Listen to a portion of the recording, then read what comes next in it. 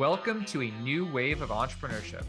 I'm Scott Stewart, founder and CEO of Venture for Canada, and your host. The focus of this podcast is to hear from changemakers and Canadian entrepreneurs to learn about how they've developed their entrepreneurial mindset and skills. In season 3, we'll be chatting with CEOs, founders, and successful business leaders about their career journeys. I'm excited to dive into these conversations about how to foster your entrepreneurial mindset and drive.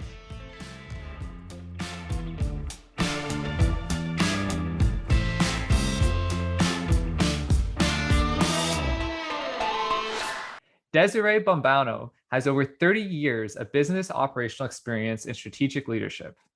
Awarded RBC's Momentum Entrepreneur for 2020, Canada's top 100 most powerful woman by WXN 2020, and Ernst & Young 2019 Entrepreneur of the Year for the Prairies in Communications Technology, she is a bold innovator, futurist, and purpose-driven leader. Her portfolio includes business strategy, social enterprise, and culture building. Desiree is an active member of a number of organizations, including YPO, formerly Young Presidents Organization, and International Women's Forum, and has chaired several industry boards and focus groups. She is a member of the cohort for Singularity University and a Harvard alumni for the Advanced Leadership Initiative in 2017. She is involved in mentorship programs in her community and through Women's Executive Network, was named a Woman of Inspiration by Universal Women's Network. Welcome, Desiree. Thank you for joining us today. How have you been? Good. Thank you for having me. I've been well. One of the things I had noted on your bio is you have entrepreneurial experience in a very different sector as well than SureCall, which is in the wine and craft beer importing business, which it looks like you have around 2 decades of experience in. How did you get involved in that sector? And just in general, what's kind of been your journey in this other entrepreneurial endeavor? Well, I got involved with it because, in all honesty and being 100% upfront here, I enjoy a really great glass of wine. And in my wine journey and learning about wines, I decided, I was buying all of these wines that people were telling me were, the best wines that you could find in this region or that region. And I really didn't know anything about wine or if this was true or not, or, what makes a good wine and what doesn't. And at the end of the day, I found out that wine is just personal preference. And it doesn't matter what the wine is or how much the wine costs. If you love it, you love it, and that's great. But I became a sommelier in the midst of all that. And I thought, well, I'm one of those people that as soon as I have education in something or I have, some kind of interest and educational background in it, I want to do something with it. So I decided, why not take this and start a business? And I started a wine importing business. Which then also turned to other things, like you say, craft beer and other things like that. And it's a very interesting and intriguing business. And I got really wound up in the whole, how can wineries do this more sustainably and, without impacting the environment and, going out and looking for wines that, are sort of doing what we are doing, is trying to do their work, but, doing it in a good way. And, not impacting the environment. And so started, fooling around with that stuff. But, it's kind of more of a hobby than a business. But unfortunately, it's now turned into more of a business than a hobby and just more work. But I really do enjoy it. How do you source the different wine and craft beers from around the world? Yeah, so, I take a big interest in travel. And so this gives me an opportunity to travel for business. And I've gone all over the world. I've gone down to, South America, Argentina, Australia, South Africa, and Bordeaux, of course, in France, and Italy, Tuscany, and gone to all the wineries and, just done tasting and met winemakers and found out how wine is made and how this works. And so it's really about going out and seeing how people do their work and then figuring out what brands that you feel comfortable about bringing in. And then as long as they're not brought in by another agency, you can generally convince them that, hey, your wine would sell really well in Canada. And, you ask them for a letter and then you just bring it in through your local, AGLC in Alberta or, whatever government entity in the. Shifting gears to kind of non-business pursuits, and you're very active in the community, as mentioned in your bio. And in particular, you spend a lot of time with regards to mentoring young women. What tips do you have for young people on how they can leverage mentorship to accelerate their careers? Well, I think mentorship is just an excellent way for both the mentee and the mentor to learn and to grow. Often I get as much from mentoring someone as I hope that they get from me. It's someone that you can speak to openly about challenges, and most importantly, even sharing experiences that you have and having somebody listen to them. What often happens is you find, it clears the fog and you end up finding your own solutions when you start talking about your problems out loud. If you have the opportunity to have a mentor, I say take it. I mean, sometimes it's difficult to figure out who that might be, but there are organizations all over the place that offer mentorship programs, and if you have an opportunity, I would take it. Leveraging it, mentorship, I think again, it's just about experience. And when you're starting something out, when you're a young entrepreneur and you're just learning things the hard way, often it's great to hear that other successful people have had those same challenges and they made it. And sometimes it's just that ability to get that energy from somebody else, or get that little push from somebody else that what, you're going through a hard time, or you had a small failure, but that's okay, because I've had several of those in my career, and you can still make it. It's a way to actually help yourself learn and grow. So I think, yeah, if you have an opportunity to have a mentor, absolutely 100% take that. Mentorship, I think, is it's so important, particularly for people when they're starting their careers, but also throughout one's career journey. One piece of research that's interesting that I came across is this study that from MIT on mentorship that was published a few years ago. And one of the things it recommends is the creation of personal advisory boards. So each person kind of having a board of sort of 5 to 7 different people, of which one of those 7 is like a mentor. But then another, could be, for instance, they highlight one member of your personal advisory board could be someone who you don't even know. It's just role model, like in the sense that it could be, someone you just admire. Another person could be somebody who you go to for like kind of ad hoc advice, like maybe like once a year. But isn't somebody you have that like regular sort of long-standing or frequent contact with like one would have with a mentor. So I get my question for you, Desiree, is what are your thoughts on this kind of concept of personal advisory board? Oh, I highly recommend it. I belong to a number of forums, which, some of them are just forums of CEOs, so that we could sort of, bounce things off of each other. And some are, forums of, like you said, a very diverse group of individuals, including people that are meeting for the first time in that forum. And the reason why I really think this model that you're talking about probably works a little bit better than just one-on-one mentorship is because quite often I find that when you have a mentee, just a mentee mentor, and you don't have other access to other individuals that are, that you can chat with as well, is you'll get, you get the halo effect, right? Where somebody is this amazing individual and you have the opportunity to be mentored by them. And then you fall into that, halo effect of everything that they say is right and everything that they tell you to do, you should do, and, that sort of thing. And really what you need is a really good mixture of different individuals who have had different experiences in their life, who can give you different perspective and help you see things through many lenses instead of just. I completely agree, and that's one of the points I mentioned in that MIT study is if you just put all your eggs in one basket, in essence, you just work with a mentor. It's just one person's perspective. Versus if you can get 6 or 7 people's different perspectives, it can be super helpful. The other thing is that no one is an expert in everything. And by having half a dozen different people you can go to different people based on the relevant expertise that they have. So I agree. I think building the way they define a mentorship relationship is someone you're in frequent contact with, like once every 2 to 4 weeks. So I think mentorship is super important, but just make sure don't just do mentorship for young people listening. also invest in those other kinds of advisors. So as we mentioned in the introduction, SureCall is a certified B Corporation. Can you describe for our listeners a little bit about what is involved in becoming a B Corporation, and why did you decide to pursue the designation? Right. To become a certified B Corporation means that your company is willing to uphold the highest standards in both social and environmental governance. And you do that by maintaining numerous metrics that are audited annually to ensure you're meeting or exceeding those targets.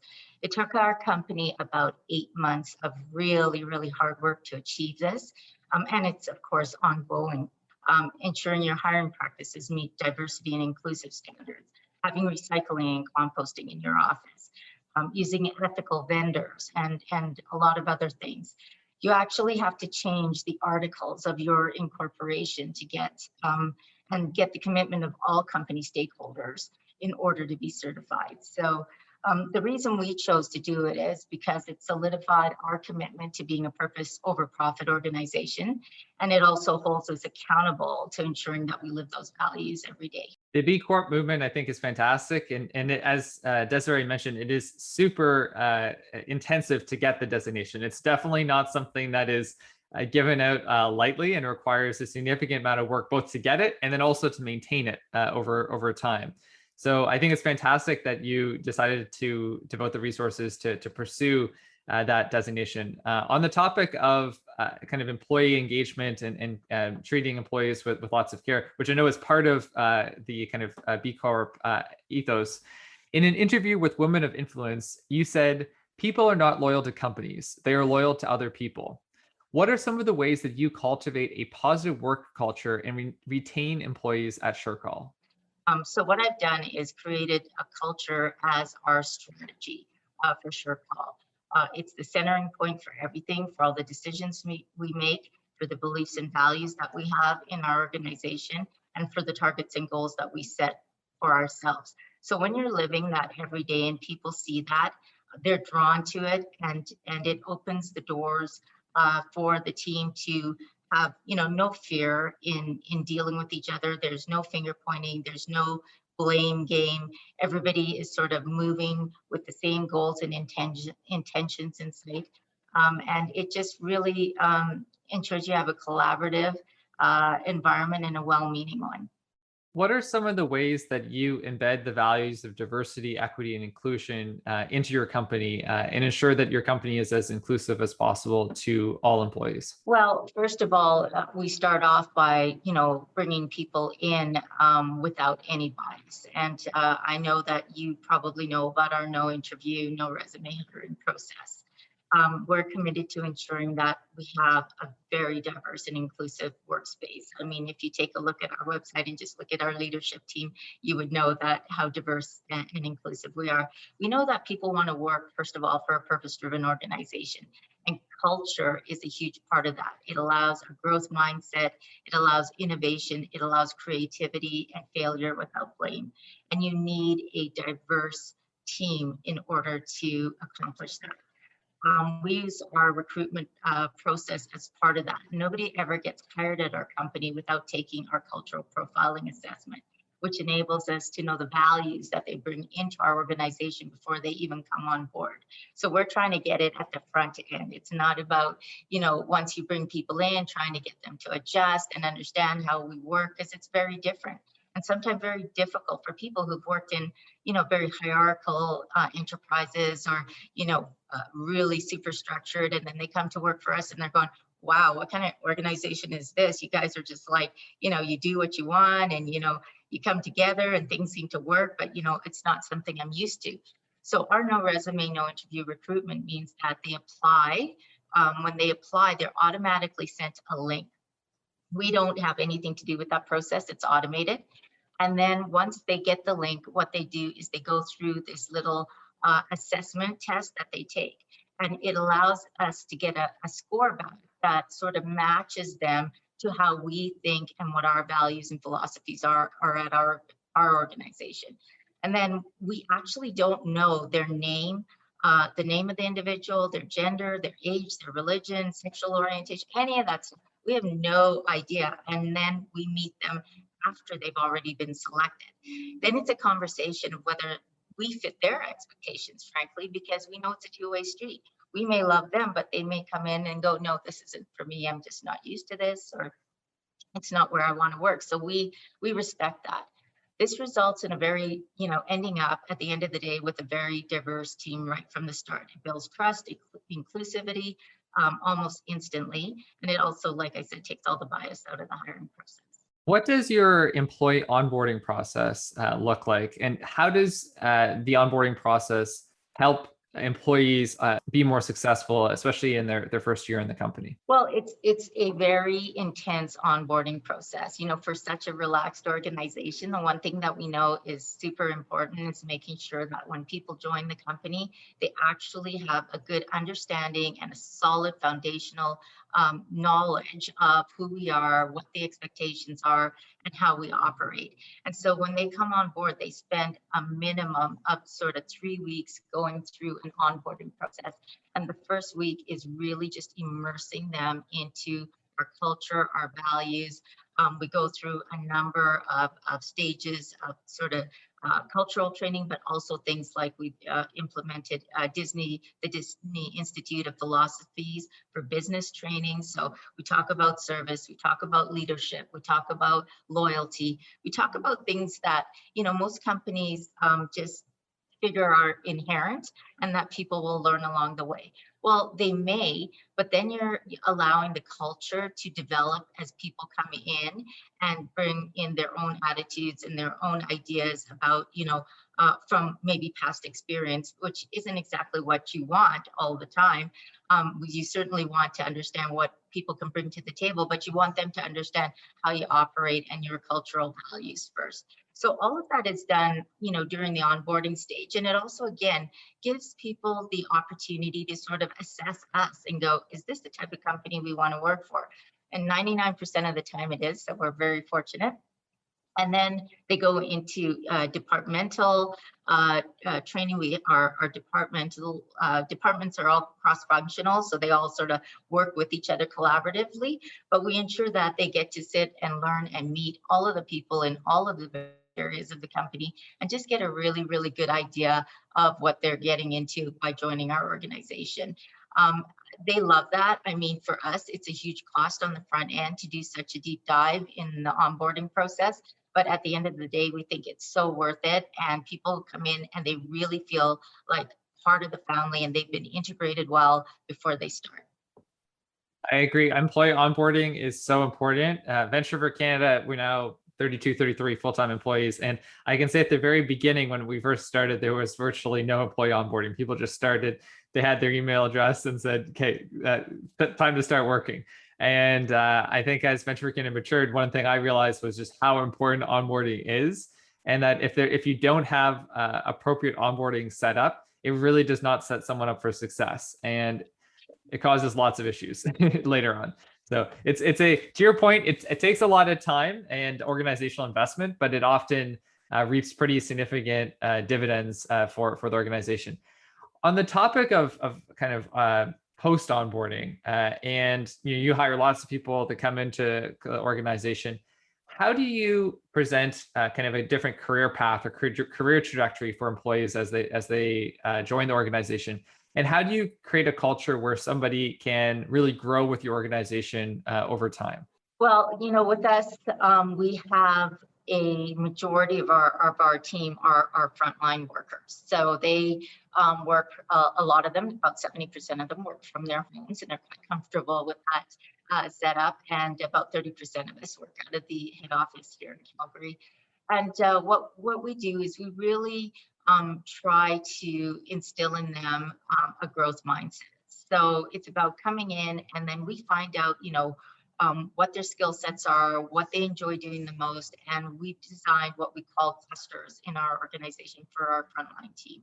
And that way, if they're really interested and they have a background in something and they want to continue working in that area, we ensure that we, skill them up and place them in the cluster that they'll be able to work at something that they really enjoy. So if they came with a financial services background, or if they came with an energy background, or they came with a, tourism background or hotel, we'll put them in clusters that they feel comfortable and they feel like that they're doing a lot of good work for the clients. The other aspect of it is we're constantly growing. So we've got, we're constantly putting out there things like, we've got new team leads, space available. We've got, we need more coaches, we need more trainers, we need, all of these various pieces that we have within the operations. And also as well, of course, if we have anything for our support team spots, we put that out as well. But we're a very lean organization.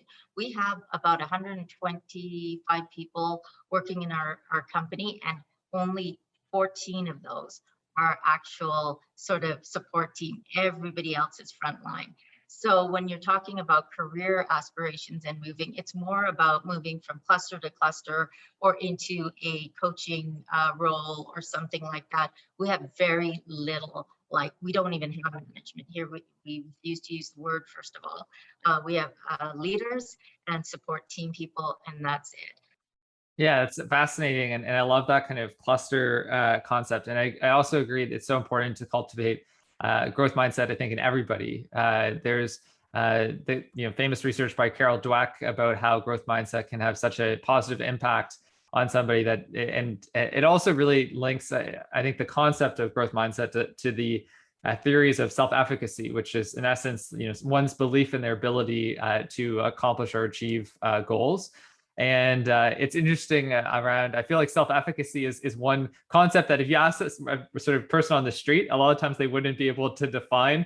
It sounds kind of academic, but I think very linked to that concept of growth mindset, and which is in essence, believing in yourself. And that unfortunately, a lot of people sometimes, lack that confidence. So I think it's awesome what you're doing, Desiree, to foster that commitment to growth mindset in your employees. Absolutely, I agree with you 100%. And we've had team members that have been on the front line for like 20 plus years, and they just love what they do. And they feel they're growing every day in the work that they do and helping the people that they do with the transactions that they're doing. And we're not, we call them transactions, but our company is certainly not transactional.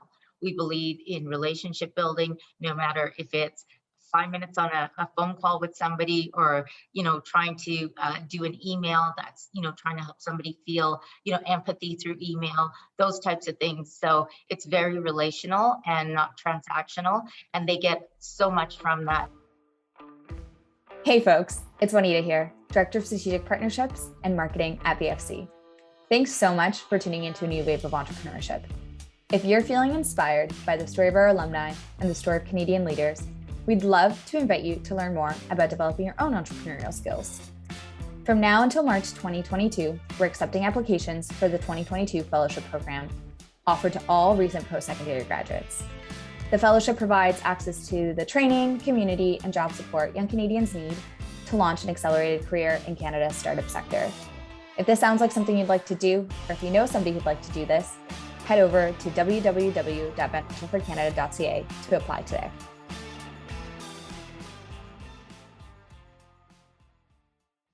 You mentioned earlier that around 70% of the employees at SureCall work from home.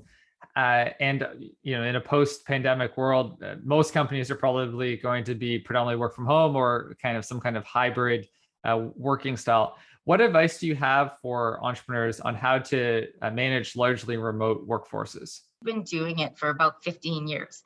So when the pandemic hit, we really did our best to help other businesses by doing webinars and sending out information and, putting things up on our website and whatever we could do to help other businesses understand, your team can work from home. You can continue business.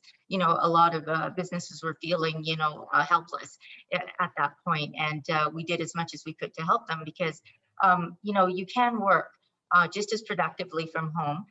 You just have to have a certain structure in place. So you want to set up your team for success, first of all. So before you go remote, make sure that you've got sort of all of your documentation with regards to what this looks like, what's the protocol around it, what's the structure around it.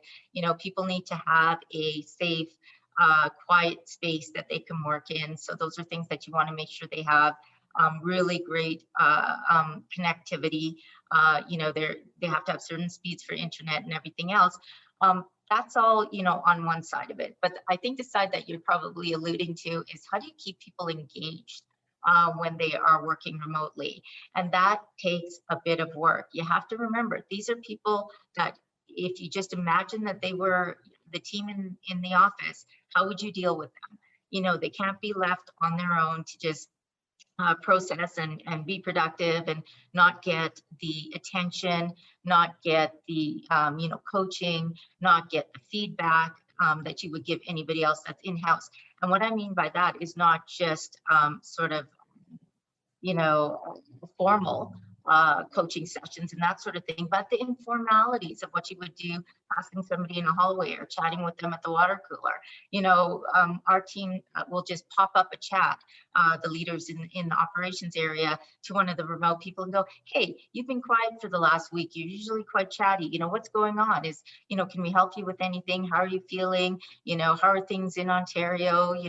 And just have that personal connection with them. But also with rewards and recognition, ensuring that you remember that it's not just about in-house. For example, one of the things that we have is we have an in-house trainer and a facility for a gym for our in-house team.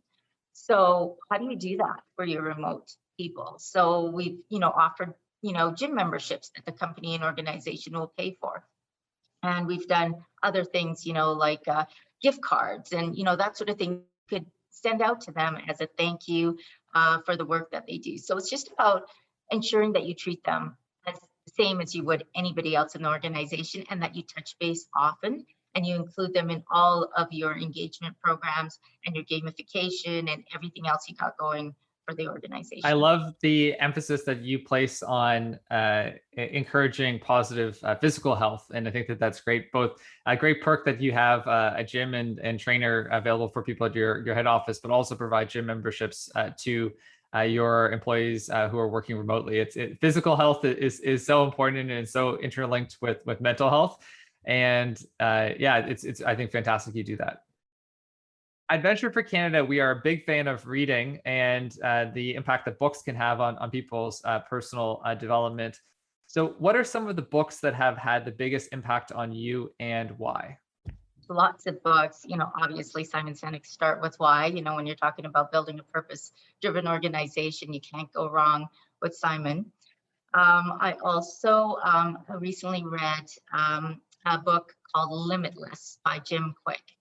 And I found it really, really interesting. It's written a little different.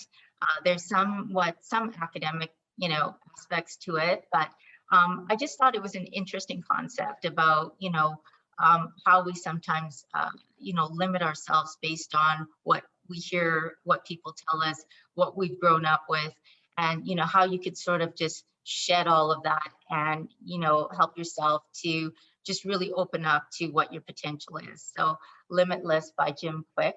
And I love stuff like I love Singularity and stuff like that, as you know. So things like Abundance, of course, by Peter Diamandis, things like that. And I love Brene Brown. If you're gonna, look at, the heartstrings and, leading with love, which is one of my favorite things for me when I talk about how what's good leadership, it's leading with love. I'm also a big fan of Brene Brown.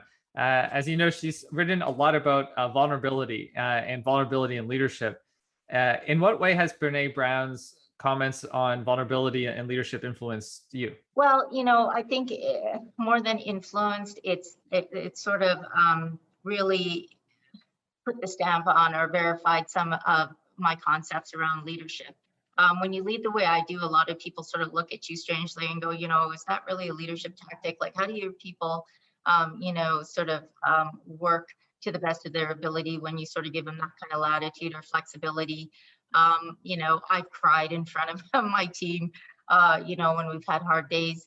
I really believe in, standing next to your team. This pandemic, obviously, hopefully has impacted every leader out there for them to understand that when things like this happen, you cannot lead from the 30,000 foot level. You often hear leaders talk about, I'm at the 30,000 foot level and, I got to make sure everything from the top is going right. And I've got everybody else, working to make that happen. I really think you need to, step side by side in place with your team and lead from the front lines.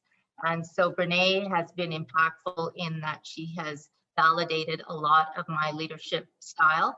And of course, some of the things, she's amazing, she's brilliant. And, you know, I find that a lot of what she says is common sense when you really think about it.